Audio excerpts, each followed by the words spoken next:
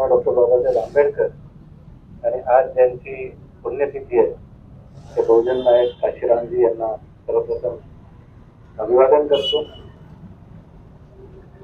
आज इथे बोलणाऱ्यांनी एक दोन जणांनी खंत व्यक्त केली की आज इथे पाहिजे तशी गर्दी दिसत नाही, पण एक आपल्या सगळ्यांना लक्षात घेतलं पाहिजे की क्रांती सुरुवात हळूहळूच होते, ज्योत एकदम पेटत नाही, हळूहळू पेटते। त्याच्यामुळे निराश होऊ नका। आपण निराशेची भावना जर का ठेवली तर आज जे जमले ते होत। म्हणून आपल्याला आशेचा किरण जीवन पिकवायला पाहिजे। त्याचं जिवंत उदाहरण बाबासाहेब आंबेडकर आहे। त्यांनी जर का विचार केला मी एकटाच का लढू, माझ्यासोबत अजून का नाही येत, आज आपण जे आहोत त्या स्थितीमध्ये असतो का हा विचार करा पाहिजे। आणि म्हणून नीरज भाऊंनी पुढाकार घेतलाय। मला असं वाटतं माझ्या काही मित्रांना फोनही केला की आपण ताबडतोब त्याच्यावर निदर्शनं केलं पाहिजे, उत्स्फूर्त निदर्शनं केलं पाहिजे। आपण कोर्टाच्या तिथे बाबासाहेब आंबेडकरांचा फोटो आहे, आपण फक्त हातात बॅनर घेऊन जाऊ, जे लोक रस्त्याने येतील ज्यांना खरंच संविधानाबद्दल वाटतं ते सगळे उभे राहतील। पण मग मला दुसऱ्या दिवशी निरोप मिळाला की नीरज भाऊंनी अशा पद्धतीने, मी तर कालच फोन केला, मला वाटलं की म्हणजे मला वाटतं 7 तारखेला तुमचा मेसेज दिसला, मला वाटलं 8 तारखेलाच आहे। मी काल इथे येऊन गेलो, माझ्या अमितला फोन केला की अरे म्हटलं काय झालं, तो नाही दादा उद्या आहे। म्हणजे मला त्याची घाई होती, मी त्याच्यासाठी माझ्या फेसबुक पोस्टवर ताबडतोब माझं जे काय म्हणणं आहे ते सांगितलं। आणि खरं आहे की हा संविधानावरचा हल्ला आहे। आणि दुसरी गोष्ट म्हणजे अजूनही जे त्यांना अपेक्षित आहे तेच आपण करत आहे। त्यांना अपेक्षित आहे की बाबासाहेब आंबेडकर फक्त एका विशिष्ट समाजासाठीच फक्त राहिले पाहिजे, त्याच्यात राहिले पाहिजे। पण बाबासाहेब आंबेडकर हे फक्त भारताचेच नाही तर या विश्वालाच मंत्र देणारे गुरु होते, हा विचार केला पाहिजे। आणि आपल्याला आपण फक्त आपल्या जातीच्या चौकटीत आपण म्हणतो की ते जाती व्यवस्था मांडतात, आपण त्यांचं पालन करून राहिलो ना। ते तर तुम्हाला जाती व्यवस्थेमध्ये ठेवायलाच तयार आहे, त्यांची तर मनोवादी व्यवस्था तयार आहे।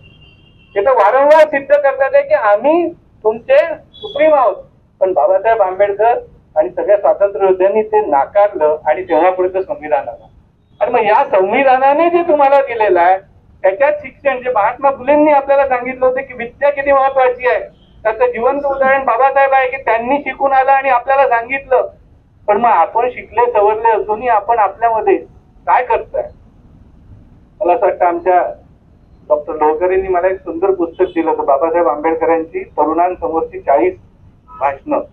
त्याच्यामध्ये बाबासाहेबांनी एका भाषणात म्हटलेलं 1935 ला की तरुणांनो, शिकत असताना राजकारण नका करू, पण शिकल्यानंतर कमवायला लागले की आपला याच्यातला 10% पैसा आणि 10% वेळ समाजाच्या भल्यासाठी द्या। कारण की तुम्हाला याने दिलेला आहे, तुम्हाला शिक्षणाने जे मिळत आहे, जे हक्काने तुम्हाला संविधानाने दिलाय, ते खरंच जर का पुढच्या पिढीला द्यायचं असेल तर तुमचा वेळ आणि पैसा तुम्ही समाजासाठी दिला पाहिजे। पण दुर्दैवाने आज आपण त्याचा फायदा घेतो, पण तिथून पुढे जाताना आपल्या सहभागीदारांना विसरून जातो आणि म्हणून आजची ही परिस्थिती दिसते असं मला वाटतं।